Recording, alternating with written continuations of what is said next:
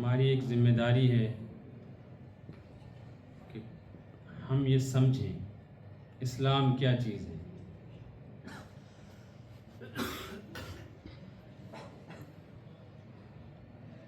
اور یہ دین اسلام جو ہم تک پہنچا ہے، اس کے جو واسطے اور ذرائع ہیں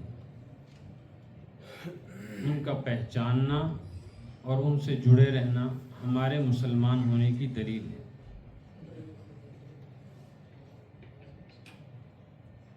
قرآن پاک کی جو آیات میں نے تلاوت کی ہیں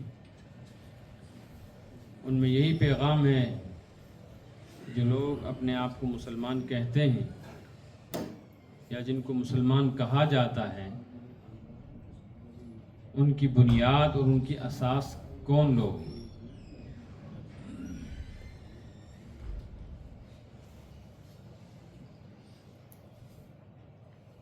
مذہب اسلام کی بنیاد 3 ہیں. ایک توحید، ایک ختم نبوت جس کو عام طور پہ رسالت سے تعبیر کیا جاتا ہے، لیکن وقت کے ساتھ ساتھ اصطلاحات بدلتی ہیں، ٹرمز چینج ہو جاتی ہیں. تو آج رسالت کی جگہ ختم نبوت کا لفظ بولا جاتا ہے. اور تیسری بنیاد ہے حضرات صحابہ کرام علیہم الرضوان.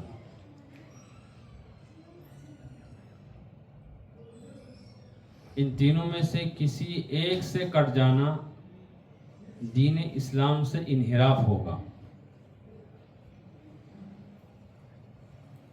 اس لیے کہ جیسے کسی تعمیر کی بنیادی 3 چیزیں ہیں، بنیادی ڈھانچے میں 3 ہیں. ایک اس کا پلنتھ بیڈ، پھر اس کی 4 دیواری اور پھر اس کی چھت. چھت نہ ہو، 4 دیواری ہو، بنیاد ہو تو اس کو مکان نہیں کہیں گے. اسی طرح 4 دیواری نہ ہو تو چھت باقی نہیں رہ سکتی،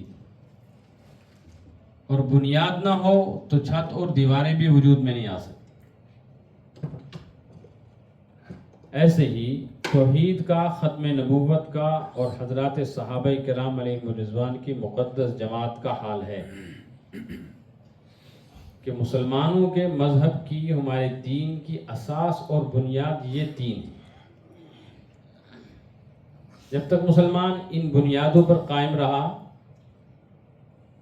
دنیاوی اعتبار سے اس کے پاس اگرچہ قوت و طاقت نہیں تھی، لیکن اللہ تعالیٰ نے ایسا نظام برپا کیا کہ بڑی بڑی طاقتیں ان کے سامنے سر جھکانے پر مجبور ہو گئیں. قرآن پاک میں حق تعالیٰ شانہ نے ایک موقع میں ارشاد فرمایا ہے کہ ایمان والو، تمہارے دشمنوں کے دلوں میں اللہ نے تمہارا رعب پیدا کیا ہے. ایک ہوتا ہے رعب اور ایک ہوتا ہے ڈر. اس میں فرق ہے. رعب کے اندر یہ ضروری نہیں کہ جس کا رعب ہو اس کے پاس ہتھیار بھی ہو، اس کے پاس طاقت بھی ہو.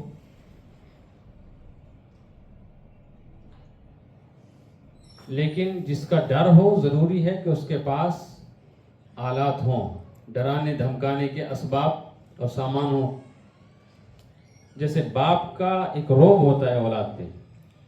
اب باپ چاہے پڑھا لکھا ہو یا ان پڑھ، امیر ہو یا غریب، تندرست ہو یا معذور، جیسے ایک پہلوان باپ کا رعب اور ڈر اپنی اولاد کو ہوتا ہے، ایسے معذور، ان پڑھ، غریب باپ کا رعب اور ڈر بھی اولاد کو ہوتا ہے.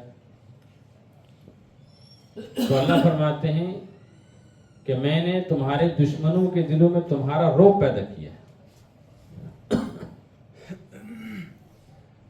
کہ تمہارے پاس حالات، اسباب، ساز و سامان نہ بھی ہوں، لیکن تمہاری بنیادیں مضبوط ہوں تو دشمن تمہارے مقابلے پہ آنے سے ڈرے گا، گھبرائے گا. اسلام دشمن طاقتیں بڑی کوشش کے بعد، بڑی تحقیق کے بعد مسلمانوں میں اور غیر مسلموں میں جو جنگیں ہوتی رہیں، اس کا پس منظر پڑھنے دیکھنے کے بعد اس نتیجے پر پہنچے تھے کہ مسلمانوں کو ہرانا، ان کو شکست دینا، ان کا مقابلہ کرنا اس وقت تک دشوار ہے جب تک ان کا تعلق اپنی بنیادوں سے جڑا ہوا ہے. کیونکہ ہماری تاریخ بتاتی ہے اس کائنات میں سب سے بڑی جنگ جو ہوئی نا، حق اور باطل کی، صحیح اور غلط کا جو سب سے بڑا فیصلہ ہوا، اس میں اہل حق کی تعداد 313 تھی اور وہ لڑنے کے لیے میدان میں نہیں اترے تھے. نہ ان کے پاس ہتھیار تھے، نہ ان کے پاس قوت و طاقت تھی، نہ ان کے پاس اسلحہ تھا، نہ کوئی فوج اور سپاہ تھی. ان کے مقابلے میں طاغوتی قوت پورے ساز و سامان کے ساتھ لشکر میں میدان میں پہنچی تھی. اور اس وقت مسلمانوں کی قسم پرسی کا یہ حال تھا کہ روایات میں ہے آپ صلی اللہ علیہ وسلم نے اپنے چند صحابہ کو جس بے کسی اور بے بسی کے عالم میں طاقت اور قوت کے مقابلے میں کھڑا دیکھا تو آپ سجدے میں گر کر اتنا روئے کہ آپ کے رونے سے سجدے کی پوری جگہ ایسے تر ہو گئی جیسے خشک زمین پہ کسی برتن سے پانی گرایا جاتا ہے. اور اس نازک موقع پر جو کچھ آپ نے کہا تھا وہ الفاظ تاریخ کا حصہ بنے. آپ نے فرمایا تھا اللہم ہذہ عصابہ، اے اللہ میں نے بڑی قربانی دے کر یہ ایک چھوٹی سی جماعت تیار کی. اور قربانی کیا تھی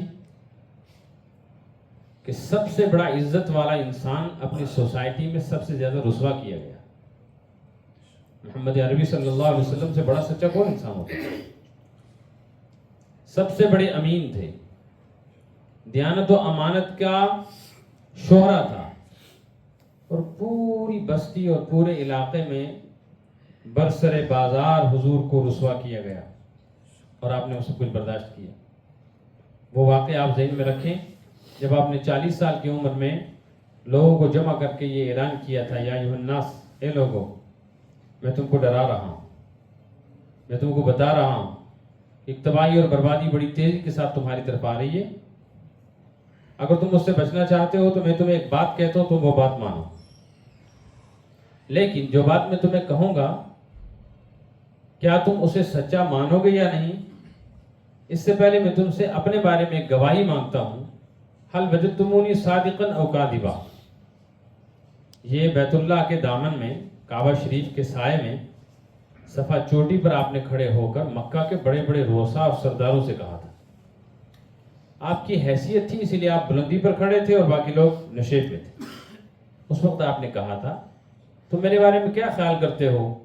میں نے تمہارے درمیان 40 سال کا زمانہ گزارا ہے، اس میں بچپنا بھی ہے، نوجوانی بھی ہے، جوانی بھی ہے، خوشی کے حالات بھی ہیں، غم کے بھی ہیں. سر پہ سایہ تھا کبھی دادا کا، کبھی چچا کا، پھر وہ سائے بھی چلے گئے. تو میں نے ہر طرح کا دور دیکھا اور ہر دور میں تمہارے درمیان رہا ہوں. آدمی مذاق میں جھوٹ بولتا ہے، کھیل کھیل میں جھوٹ بولتا ہے. تو کیا تم نے مجھ کو 40 سال میں کبھی ایسا پایا کہ میں نے مذاق میں بھی کبھی جھوٹ بولا ہو؟ یہ موقع تھا جب سب کہتے کہ نہیں کبھی نہیں، تو آپ کی عزت اور آپ کی شان جو تھی نا اس کا اعلان ہوتا، اور آپ کو یہی امید تھی. تو مکہ کے لوگ جتنے بھی وہاں کھڑے تھے انہوں نے یہ نہیں کہا کہ آپ نے جھوٹ نہیں بولا یا آپ سچے، یہ نہیں کہا، بلکہ عجیب بات کہی.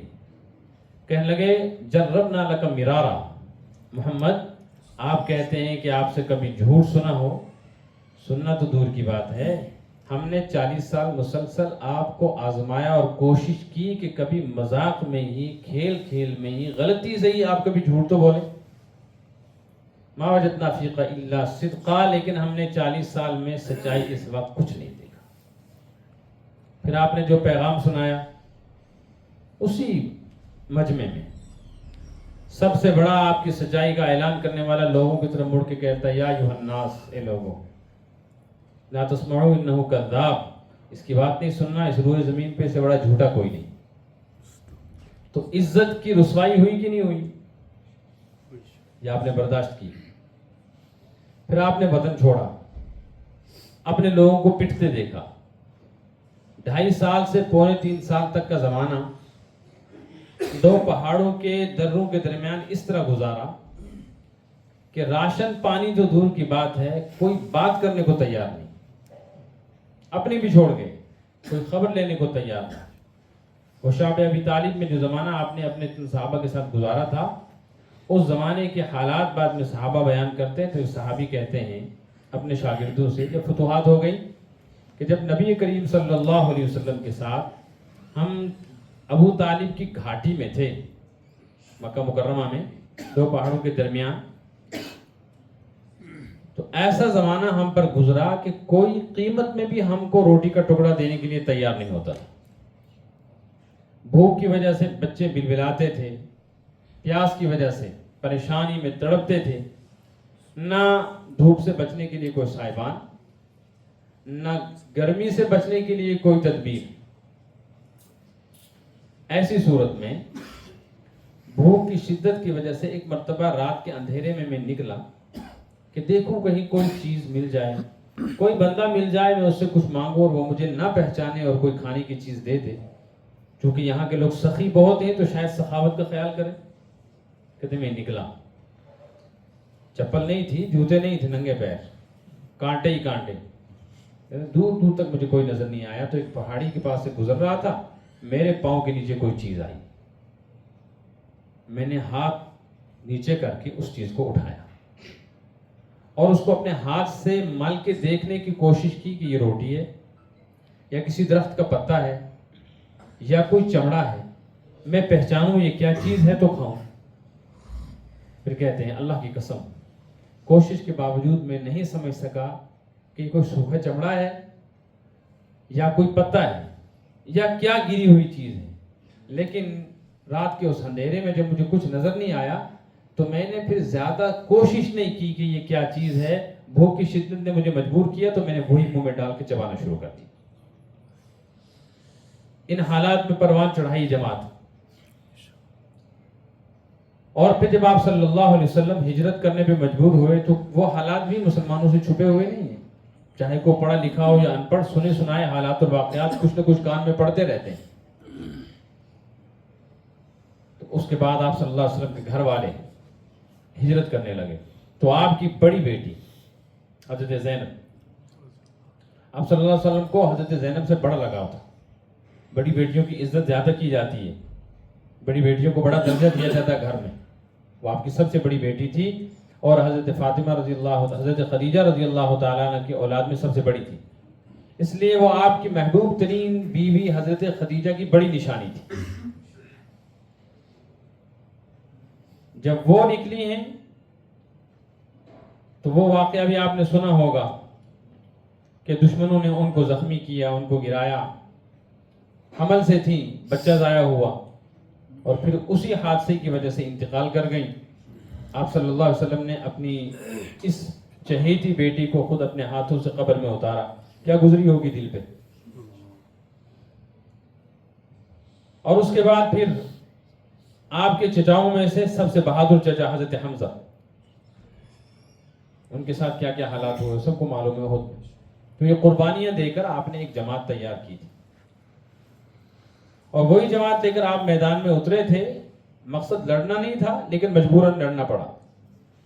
ظاہری حالات بتا رہے تھے کہ کوئی صورت اور تدبیر نہیں ہے کہ ہم کامیاب ہو سکیں. اس لیے آپ نے جو الفاظ کہے تھے اللہ ہذہ وصابہ، یا اللہ میں نے ایک جماعت تیار کی ہے اپنے خون جگر سے، بڑی قربانیاں دے کر، لیکن اس لیے میں نے تیار نہیں کی کہ یہ مجھ کو بادشاہ سمجھے، میرے آگے پیچھے چلیں، میرا نام اور شہرہ ہو. یہ میں نے اس لیے تیار کی ہے کہ اس پوری روئے زمین پہ کوئی تیرا نام لینے والا ہو، کوئی تجھے یاد کرنے والا ہو، کوئی اللہ اللہ کرنے والا ہو. انتہلک ہذہ العصابہ، تیری عزت کی قسم اگر میری جماعت آج ماری گئی نا، تیرا قیامت تک کوئی زمین پر نام نہیں لے گا. کوئی تجھے یاد نہیں کرے گا خدا کون ہے، اللہ کون ہے، توحید کیا ہے، کوئی نہیں مانے گا. یہ قربانی دے کر میں نے جماعت تیار کی ہے اس کو بچانا تیری ذمہ داری ہے۔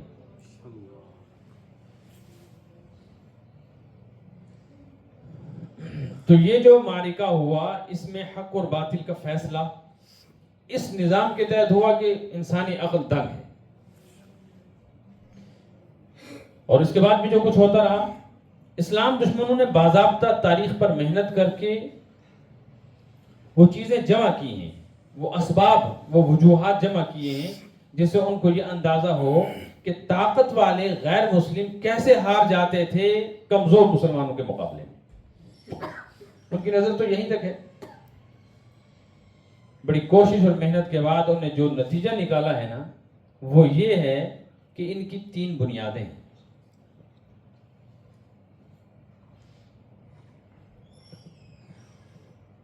ان بنیادوں میں اتنی مضبوطی ہے کہ ان بنیادوں سے ٹکرانا یہ ہر کسی کا کام نہیں۔ جب تک یہ اپنی ان بنیادوں پر قائم رہیں گے ان کو نہیں ہرایا جا سکتا، چاہے ان کے پاس اسلحہ ہو یا نہ۔ وہ بنیادیں کیا ہیں؟ ایک توحید، ایک ختم نبوت، اور ایک حضرات صحابہ کرام علیہم رضوان کی مقدس جماعت کے ساتھ ان کی نسبت اور تعلق اور ان پر اعتماد۔ یہ ختم کر دیا جائے، پھر ساری دنیا کی طاقت اور ساری دنیا کا اسلحہ مسلمانوں کے حوالے کرو، یہ کچھ نہیں کر سکتے۔ یہ بالکل ایسے ہوں گے جیسے سوکھا گھاس تیز ہوا کے سامنے اڑتا پھرتا ہے۔ اس کے لیے انہوں نے پھر ترتیب بدل دی کہ مسلمانوں کو ہتھیار کے ذریعے سے نہ مارو، مسلمانوں کو ان کے نظریات کے ذریعے سے مارو، ان کا تعلق توحید سے کاٹ دو، ان کو مشرک بناؤ، اللہ کی ذات سے جو تعلق ہے وہ ختم ہو جائے، ان کا تعلق حضرت محمد رسول اللہ صلی اللہ علیہ وسلم کی مبارک ہستی سے کاٹ دو۔ یہ رسول تو ان کو مانتے رہے لیکن خاتم النبیین نہ مانے، آخری رسول نہ مانے، تو پھر ان کے مذہب میں نام نہاد کسی نبی کے ذریعے سے کچھ چیزیں ہم اپنی مرضی کے داخل کر سکتے، اور اس کے بعد ان کا تعلق حضرات صحابہ سے کاٹ دو تو ان کو پتہ ہی نہیں ہوگا ہمارے اسلاف کون ہیں، یہ اپنا سرمایہ ان کو نہیں سمجھیں گے۔ ہر نئی آواز، ہر نئی تہذیب، ہر نیا کلچر وہ ان کو اپنی طرف کھینچے گا اور ہم آسانی سے ان کے اوپر قبضہ کریں۔ اب اگر ان چیزوں کے مقابلے میں کسی سکھ کو لا کر کھڑا کر دے کہ ایک طرف ایک مولانا تقریر کر رہے ہیں، ایک مفتی صاحب بیان کر رہے ہیں، کوئی شیخ الحدیث اور شیخ القرآن درس دے رہا ہے، اور دوسری طرف کسی گردوارے کا سکھ، کسی مندر کا کوئی پنڈت یا کسی گرجا گھر سے کوئی پادری لا کر کھڑا کرتے کہ اس کی بات بھی سنو، تو کیا مسلمان مسجد سے نکل کر مندر کے کسی ہندو اور پنڈت گرو کے سامنے یا مسجد چھوڑ کے کسی سکھ کے سامنے جا کر اس کی بات سننے کو تیار ہوتا؟ اس لیے ضرورت تھی کہ مفتی کے سامنے مفتی کو کھڑا کیا جائے، مولوی کے سامنے مولوی کو کھڑا کیا جائے، بیان کرنے کے والے کے سامنے بیان کرنے والے کو کھڑا کیا جائے۔ تو مسلمانوں میں سے ہی ان کو ضرورت تھی اس طرح کے افراد کی۔ انہوں نے بہت کوششیں کی لیکن ناکام ہوتے رہے، آخرکار ان کی کوششیں کامیاب ہونے لگی، اور ان کو بڑی مشکل سے ایک ایسا بندہ مل گیا جو نہ سکھ ہے، نہ ہندو ہے، نہ برہمن ہے، نہ یہودی ہے، نہ عیسائی ہے، نہ مجوسی ہے، بلکہ ایک مسلمان ہے، اور وہ بھی کسی جنگل میں رہنے والا نہیں بلکہ اس علاقے میں رہنے والا ہے جہاں کے آس پڑوس کے مسلمان دین سے تعلق رکھنے والے ہیں، جہاں علماء ہیں، صلحاء ہیں، مشائخ ہیں، وہاں کسی جنگل بیابان کا کوئی آدمی اٹھ کر اچانک کوئی دعویٰ کر دے تو لوگ اس کو پہچانتے نہیں، جانتے نہیں، اس کی بات جلدی سے کوئی ماننے کو تیار بھی نہ ہو۔ تو سب سے پہلے تیشہ مارا گیا ختم نبوت پہ، اور ہندوستان جو ہمیشہ سے تاریخی جگہ رہی ہے، اور تاریخ سے پتہ چلتا ہے کہ اس روئے زمین کو بننے کے بعد انسانوں نے جب آباد کیا ہے تو سب سے پہلی انسانی آبادی ہندوستان میں تھی، سب سے پہلی انسانی آبادی۔ اس وقت کا ہندوستان تو بہت بڑا تھا، جس میں پاکستان بھی، بنگلہ دیش بھی، افغانستان کا حصہ بھی، اور کہاں کہاں تک۔ سراندیپ تک، مالدیپ تک، سری لنکا تک، یہ سارا ہندوستانی تھا. اسی لیے ہندوستان کا ذکر حدیث میں بھی ہے ہند کے نام سے. کچھ تہذیبیں پرانی ہوتی ہیں نا، تاریخ، کچھ ملک اور علاقے اور کچھ قومیں. تو اس زمانے کے اندر علم کا مرکز، دین کا مرکز ہندوستان تھا. عرب سے دین نکل کر عجم میں آیا اور یہاں چمکا، وہاں اس کی چمک ماند پڑی.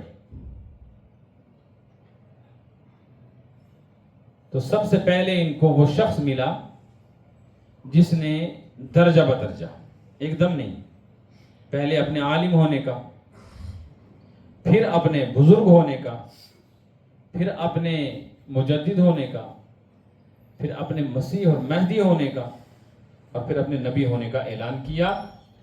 وہ تھا مرزا قادیانی. اس کو ماننے والے نہ سکھ تھے کیونکہ ان کو ضرورت نہیں تھی، نہ ہندو تھے، نہ برہمن تھے، نہ عیسائی تھے، نہ یہودی تھے. اس کو ماننے والے مسلمان تھے. تو آپ دیکھ رہے ہیں ایک یہ صدی جو گزری ہے، آپ صلی اللہ علیہ وسلم نے جو فرمایا تھا نا کہ میرے بعد کچھ لوگ آئیں گے، دجال ہوں گے اور نبوت کا دعویٰ کریں گے. تو چند لوگ اس میں ایسے ہیں جو خود حضور کے زمانے میں آ گئے تھے، جیسے اسود عنسی ہے، مسلمہ کذاب ہے، اور سجاح نام کی ایک عورت ہے جس نے مسلمہ سے بعد میں شادی کی تھی. انہوں نے نبوت کے دعوے کیے. مسلمہ تو خود حضور صلی اللہ علیہ وسلم کی خدمت میں بھی حاضر ہوا اور اس نے آ کر شرط لگائی کہ میں آپ کو نبی مان لیتا ہوں، لیکن آپ میرے لیے کچھ اعلان کریں کہ آپ کے بعد آپ کا جانشین میں بنوں گا. خیر، وہ لوگ مارے گئے. ان کے ماننے والوں کی تعداد بھی کافی تھی، لیکن ان کا سلسلہ چل نہیں پایا، فوراً بند ہو گیا. پھر اس امت کے اندر وقتاً فوقتاً بہت سارے لوگوں نے نبوت کے دعوے کیے، لیکن ان کی جماعتیں نہیں بن پائی. کچھ لوگوں نے مانا، دعوے دار مر گیا تو ان کے ماننے والے بھی مٹ گئے. لیکن جس سطح پر اس شخص کی وجہ سے امت کے اندر انتشار پیدا ہوا، تاریخ کے اندر اتنا بڑا انتشار اور اتنی بڑی مسلمانوں کی جماعت کا اسلام سے کٹ جانا، یہ صرف تب ہوا جب اسلام دشمنوں نے باضابطہ سازش اور کوشش کر کے حضرت محمد رسول اللہ صلی اللہ علیہ وسلم کی ختم نبوت کے مقابلے میں ایک جھوٹی نبوت کا دعوے دار کھڑا کر دیا، اور ان کے جو مقاصد تھے وہ پورے ہو گئے. کہ اسلام کے جو احکامات ہیں نا، ان کے اندر تبدیلی کی اجازت کسی کو نہیں ہے. یعنی حلال کو حرام یا حرام کو حلال کہنا، یہ صرف شارع کی حیثیت ہے. شارع سے مراد ہے رسول. رسول کی یہ شان ہوتی ہے کہ وہ کسی چیز کو حرام کر دے یا حلال کر دے. جس کو شریعت حلال کرے یعنی رسول حلال کرے، اس کو کوئی حرام نہیں کر سکتا، اور جس کو شریعت حرام کر دے اس کو کوئی حلال. تو اب کفر اور شرک، حلال اور حرام، جائز اور ناجائز کے فیصلوں میں تبدیلی کے لیے کوئی مولوی صاحب، کوئی مفتی صاحب، کوئی قاضی صاحب اگر کوئی بیان دیتا تو لوگ اس کا گلا کاٹ دیتے. اس لیے نبی کی بات کو کاٹنے کے لیے نبی ہی کا نام لے کر کوئی آدمی میدان میں اترتا تو اس نے اتر کر سب سے پہلے کام جو یہ کیا وہ یہ تھا کہ اسلام کے دشمنوں کے ساتھ مساوات کی جائے. ان کے ساتھ کسی طرح کی جنگ اور لڑائی کی اجازت شریعت نہیں دیتی، لہذا جہاد نام کا جو لفظ ہے نا، یہ ٹرم ہی اسلام نے خارج کر دی. اب مسلمان کیا کریں گے؟ کتنا بھی کچھ کر لیں، یہ کبھی بھی کسی کے مقابلے میں آنے کو تیار. کیوں؟ اس لیے کہ لڑتے تھے شہادت کے لیے. اب جب اسی شہادت کو انہوں نے مردار کی موت کہا، لڑتے تھے غازی اور مجاہد بننے کے لیے، جب اسی کو انہوں نے فساد کہا، تو کون ہے جو اپنی زندگی گنوا کر اپنے آپ کو فسادی کہلائے یا مر مٹ کے جہنم میں جائے؟ اس لیے کہ شہید اور جنت کا لفظ ہی ختم ہو گیا. تو دیکھیے اس کی وجہ سے کیسا انتشار ہوا کہ کتنی بڑی جماعت مسلمانوں کی آج ایسی ہے، نام نہاد مسلمانوں کی، جو اپنے آپ کو مسلمان کہتے ہیں اور وہ ختم نبوت کے منکر ہونے کی وجہ سے کافر ہیں. وہ تو ایک بڑا المیہ تھا. اس سے بڑا المیہ یہ ہے کہ جو ختم نبوت کو ماننے والے ہیں ان کو یہ پتہ نہیں ہے کہ جو لوگ قادیانی ہیں یا مرزائی ہیں، ان کے ساتھ ہمارا تعلق مسلمان اور غیر مسلم کا ہونا چاہیے تھا، یا مسلمانوں میں جو آپسی جماعتی انتشار ہے کہ یہ دیوبندی ہے، یہ بریلوی ہے، یہ اہل حدیث ہے، جماعت اسلامی ہے، یہ سب مسلمان ہیں. تو آپسی جو اختلاف ہے یہ نوعیت ہونی چاہیے، یہ ایمان اور کفر والا معاملہ ہونا چاہیے. عام لوگوں کو اس کا کوئی پتہ نہیں.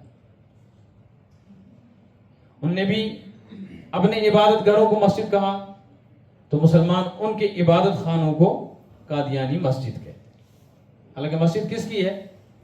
مسلمانوں کی۔ ہمارا اور ان کا رہن سہن کیسا ہونا چاہیے؟ شریعت نے اس کے لیے جو احکامات دیے ہیں 90% مسلمانوں کو اس کا پتہ نہیں ہے۔ تو اس طرح ایک ایسا تیشہ چلایا، ایسی کلہاڑی ماری کہ ختم نبوت کے ٹکڑے کرنے کی کوشش کی گئی اور آپ صلی اللہ علیہ وسلم کے جو چادر عزت ہے اس کو چھیننے کی کوشش کی گئی۔ حالانکہ آپ نے صاف فرما دیا نا، خاتم النبیین، میں آخری نبی ہوں، لا نبی بعدی، میرے بعد نبی ہے ہی نہیں کوئی۔ لیکن اب ایک بات مجھے آپ کو کہنی تھی، اگر کوئی آدمی کھڑا ہو کہ یہ کہہ دے آج،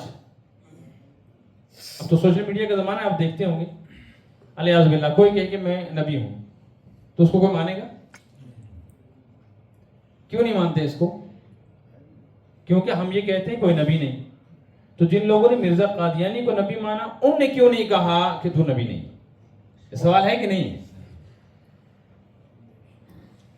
اس بات کو سمجھا۔ پھر میں کہتا ہوں، آج ایک آدمی کھڑا ہو کر کشمیر میں، دنیا کی کسی کونے میں بھی یہ کہہ دے میں نبی ہوں، آپ کو کیا لگتا ہے کوئی آدمی مسلمان ہو کر اس کو مان سکتا ہے؟ سکھ عیسائیوں کو تو خیر لینا دینا نہیں، وہ تو مانیں گے ہی نہیں۔ اور جب مرزا قادیانی نے نبوت کا دعویٰ کیا نا، تو قادیانی مبلغ جو تھے نا، جو تبلیغ کرتے تھے، وہ گھومتے تھے گلی گلی، کوچے کوچے، کہ خدا کا نبی ہے، ایسا ہے ویسا ہے فلاں جنا ہے۔ تو بات نکل چکی تھی کہ ایک ایسا نبی بھی نام نہاد آیا ہے، غیروں کو بھی پتا تھا۔ تو لاہور کے اندر ایک سکھ اپنے بال کھولے ہوئے، وہ بڑے بڑے بال رکھتے ہیں نا، داڑھی بھی بڑی ہوتی، اور صبح صبح دکان کھولنے سے پہلے پانی کی 2-4 بالٹیاں ڈال کے بال بند کر رہا تھا، داڑھی بڑی۔ تو وہاں سے قادیانی گزرا، اس نے سمجھا کوئی مولوی صاحب ہے، داڑھی والا ہے، چلا گیا اس کے پاس، سلام علیکم کر کے بیٹھ گیا۔ کیوں آئے؟ تو کہا جی میں آپ کو پتہ ہے میں آپ سے ملنے آیا ہوں، مجھے ضروری بات آپ سے کہنی ہے کہ آپ کو معلوم ہے مرزا صاحب خدا تعالیٰ نے نبی بنایا ہے۔ اس نے کہا اچھا پھر؟ تو بتایا اس کے اوصاف یہ ہیں وہ ہیں فلاں چنا ہے، تو ہم آپ کو دعوت دیتے ہیں کہ آپ آئیں دیکھیں اور آپ ان کا انکار کر کے اپنے ایمان کا جنازہ نہ نکالیں۔ 10-15 منٹ کی خاموشی سے تقریر سن کے سکھ نے کہا کہ مبلغ صاحب آپ کو دھوکہ ہوا ہے، میں نے تو ابھی تمہارے سچے نبی کو نہیں مانا، جھوٹے کو کہاں مانوں؟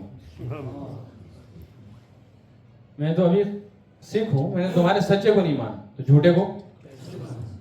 اس سے معلوم ہوا سکھوں، عیسائیوں، یہودیوں کو کوئی خطرہ نہیں، خطرہ کس کو تھا؟ تو اس زمانے میں مسلمانوں نے کیوں نہیں کہا کہ تو جھوٹا ہے؟ یہ سوال ہے کہ نہیں؟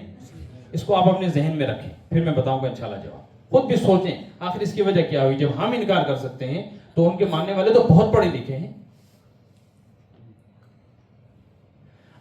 سنیں آپ، اصل بات یہ ہے کہ ایسے کھڑے ہو کے کوئی آدمی کہے تو کوئی انسان کو مولوی صاحب ماننے کو تیار نہیں ہوتا، نبی تو دور کی بات ہے، ثبوت پیش کرنا پڑتا ہے۔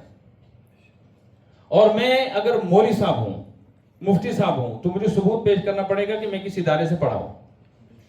کوئی ڈاکٹر ہے، کوئی انجینئر ہے، تو اس کو ثبوت پیش کرنا پڑے گا میں کس ادارے سے یہ ڈگری لے کے آیا ہوں، ہے کہ نہیں؟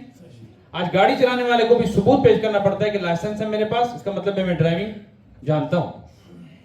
تو کوئی آدمی نبی ہونے کا دعویٰ کرے تو اس کو وہ کس سے ثابت کرے گا بتاؤ؟ انگریزی کی کسی کتاب سے، میتھ سے؟ نبوت کا ذکر تو قرآن میں ہے، ثابت کہاں سے کرنا ہے؟ تو اس زمانے کے عام سادہ لوگوں کو مرزا قادیانی اور اس کے ماننے والوں نے جو اپنی نبوت کا قائل بنایا تھا، تو دلیل کے طور پہ قرآن پیش کیا تھا، انہوں نے قرآن پیش کیا، جہاں جہاں قرآن پاک میں ختم نبوت کا ذکر آیا اس کا بیان کیا انہوں نے، جہاں حضور صلی اللہ علیہ وسلم کی آخری نبی ہونے کا ذکر آیا اس کی وضاحت کی انہوں نے اس انداز سے کہ لوگوں کو پتہ لگا کہ یہ جو کہہ رہا ہے وہ بالکل صحیح ہے۔ اصل میں آج تک مولویوں نے ہم سے بات چھپائی ہوئی تھی، اب صحیح پتہ لگا۔ اب میں ایک مثال دوں، قرآن میں آیا ہے محمد ما کان محمد ابا احد من رجالکم، یہ میں مثال دے رہا ہوں، آپ اس کو سمجھیں۔ اللہ فرماتے ہیں 22ویں پارے میں ما کان محمد ابا احد من رجالکم، ہمارے محمد صلی اللہ علیہ وسلم مردوں کے باپ نہیں ہیں۔ اس کا آسان سا اور واضح ترجمہ یہ ہے کہ آپ کے اولاد میں مرد کوئی نہیں ہے، سب کیا ہیں؟ لڑکیاں۔ جو بچے تھے وہ بچپنے میں ہی انتقال کر گئے۔ ولیکن لیکن یہ ہیں کون؟ رسول اللہ، اللہ کے، اس میں بھی کوئی جھگڑا نہیں، بات پوری ہو گئی تھی. لیکن آگے فرمایا وخاتم ولیکن رسول اللہ وخاتم النبی، لیکن اللہ کے رسول اور خاتم النبی. خاتم النبیین کا کیا مطلب ہے یہ خود شارع بیان کرے گا، خود حضور بیان کرے گا. آپ نے فرمایا انا خاتم النبیین، اللہ نے مجھے خاتم النبیین کہا ہے، اس کا مطلب ہے لا نبی بعدی، میرے بعد کوئی نبی. اب میں آپ کو ایک بات بتاؤں، عربی زبان میں گرامر جاننے والے لوگ یہ سمجھتے ہیں کہ کسی چیز کا انکار یا کسی چیز کی نفی کرنے کے لیے الفاظ الگ الگ ہوتے ہیں، الفاظ الگ الگ ہوتے ہیں. جیسے ہم کہتے ہیں کمرے میں مہمان نہیں ہے، کمرے میں، اس کا مطلب ہے کمرے میں مہمان ہونے کی تو نفی ہے لیکن باقیوں کی نفی نہیں ہو سکتا. کوئی دوسرا آدمی مہمان نہ ہو لیکن کمرے میں. اور اگر ہم کہیں کمرے میں کوئی نہیں ہے، سب کی نفی ہوگی. اس طرح عربی زبان میں ایک لا ہے جس کا مطلب ہے نہیں، جیسے ہم کہتے ہیں لا الہ، اللہ کے سوا کوئی معبود. یہ جو لا ہے نا، اس لا کی کئی معنی ہیں. یہ لا جو انکار کے لیے آتا ہے اس کے کئی معنی. ایک معنی ہے لا کے مطلق نفی، نفی کا مطلب ہے صرف انکار کر رہے ہیں لیکن کل کا انکار، بس اس وقت جو چیز ہے اس کا انکار کیا جا رہا ہے.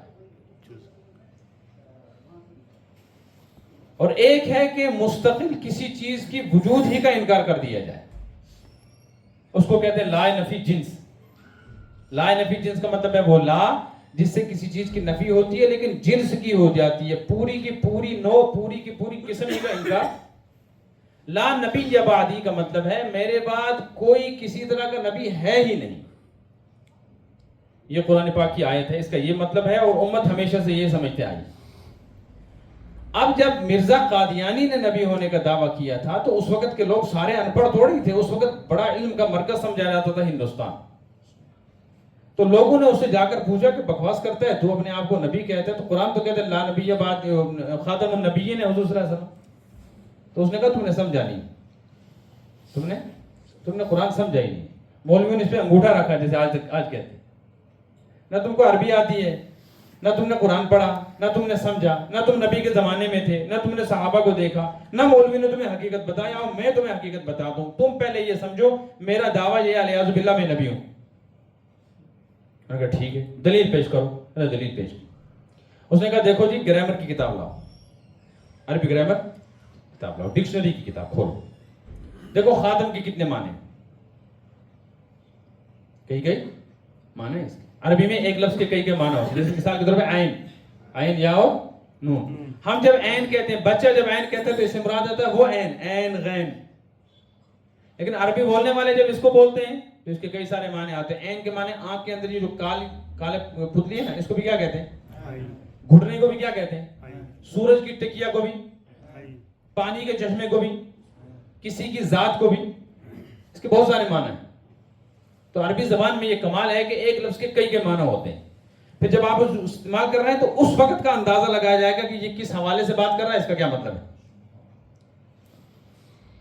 تو خاتم کے معنی دیکھیں جی، وہاں بہت سارے معنی لکھے تھے. ایک معنی تھا آخری بھی، اور ایک معنی تھا انگوٹھی بھی، انگوٹھی. اور آپ کو یاد ہے حضور صلی اللہ علیہ وسلم کی انگوٹھی تھی اور اس کے اوپر کیا لکھا تھا؟ محمد رسول اللہ، ایسے لکھا تھا. نیچے محمد، اوپر رسول، اوپر اللہ. یہ 3 لفظ لکھے تھے. یہ انگوٹھی حضور نے بنوائی تھی اور صحابہ نے کہا تھا آپ بنوائیں، اس لیے کہ آپ کی طرف سے دنیا کے بادشاہوں کے نام خطوط جاتے ہیں اور بادشاہ کسی خط کو اسی وقت تسلیم کرتے ہیں جب بھیجنے والے کی اس پہ سیل لگی ہو. اس زمانے میں سیل کی صورت یہ نہیں تھی جو آج سٹیمپ پہ لگتی ہے. انگوٹھی بناتے تھے، اس کے اوپر الفاظ تھوڑے ابھرے ہوتے تھے، اسی پر روشنی لگا کے لگایا کرتے تھے. تو آپ آخر میں لگایا کرتے تھے وہ خط. اب تو پرنٹ ہو کر مارکیٹ میں آ بھی گیا ہے، نیٹ پہ بھی آپ دیکھ سکتے ہیں کہ حضور صلی اللہ علیہ وسلم کی انگوٹھی کس انداز کی تھی. تو خاتم کو بھی کیا کہتے ہیں؟ انگوٹھی. تو اس نے کہا دیکھو نبی کی انگوٹھی تھی کہ نہیں، اور خاتم کے کیا معنی لکھے ہوئے ہیں؟ انگوٹھی. تو خاتم النبیین جو قرآن نے کہا حضور کو، تم نہیں سمجھے اس کا مطلب آخری نبی نہیں ہے. اس کا مطلب یہ ہے کہ اب حضور فرما رہے ہیں کہ میرے بعد جو نبی آئے گا اس کی نبوت پر میری سیل لگی ہوگی، خاتم میری ہوگی. لہذا ڈکشنری بھی بتا رہی ہے، میں بھی دعویٰ کر رہا ہوں. اور مجھ کو حضور صلی اللہ علیہ وسلم، اب پہلے براہ راست جبرائیل آیا کرتا تھا، اب جبریل کے آنے کی ضرورت نہیں ہے. اب حضور کسی کو بھی اپنا نمائندہ خواب میں یا جیتے جاگتے بنا سکتے ہیں. تو حضور نے مجھ کو سند دی ہے, ان کی سیکھ سے میں کیا بن گیا. آئی بات سمجھ؟ تو لوگوں نے کہا واہ واہ واہ, یہ تو آج تک مولوی نے ہم سے چھپا کے رکھا تھا. دیکھو اس طریقے سے قرآن کہتا ہے یذل بہ کثیرا ویہدی بہ. قرآن کی تعریف کر رہا ہے, قرآن اپنی تعریف خود کر رہا ہے, میں کیا ہوں. ایک تو قرآن کے ذریعے سے ہدایت ملے گی, لیکن پہلے کس کا لفظ آیا, یذل بہ کثیرا, قرآن بہت ساروں کو گمراہ کرتا ہے, ویہدی بہ کثیرا, پھر بہت ساروں کو کیا دیتا ہے. تو یہ قرآن ہدایت بھی ہے اور بعض کج فہموں کے لیے کتاب ضلالت بھی ہے. گمراہی بھی اسی کے ذریعے سے لوگ پھیلائیں گے اور ہدایت بھی اسی کے ذریعے سے پھیلے گی. جب قرآن کی آیت کو اس نے قرآن کی آیت سے ثابت کیا تو لوگوں نے مان لیا کہ یہ نبی ہے. اب سوال یہ تھا کہ جو نبی ہوتا ہے وہ تو صاحب شریعت رسول ہو, تو احکام لے کر آیا, تو تم نے کون سا حکم لایا؟ کہنے لگا کہ میں نے حکم یہ لایا ہے کہ میری شریعت کے بعد اب ضرورت نہیں ہے دنیا کے اندر مسلمان قوت میں, لہذا جہاد ختم. اب کسی اسلام دشمن سے لڑنے کی اجازت نہیں ہے. تو غیروں کا ایک بڑا کام ہو گیا. یہ میں نے ایک مثال دی, ورنہ باقی تفصیل مجھے نہیں بتانی اس وقت. دوسرا مرحلہ آیا کہ مسلمانوں کا تعلق بڑا گہرا کس کے ساتھ ہے؟